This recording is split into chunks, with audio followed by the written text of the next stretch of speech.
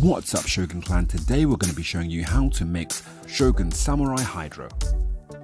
Step 1. Fill your tank up with plain water. Step 2. Check your EC so that you know which type of nutrients you need to use. Step 3. Depending where you are on the grow cycle, take your Samurai Hydro Grow or Hydro Bloom to mix in. Step 4.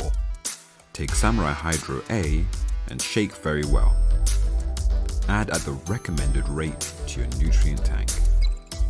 Make sure you clean out your syringe or measuring jug in between products. Step 5. Then you want to take Samurai Hydro B and shake really well and add that at the same rate to your tank. Measure the pH and your mixture is now ready to distribute between your plants.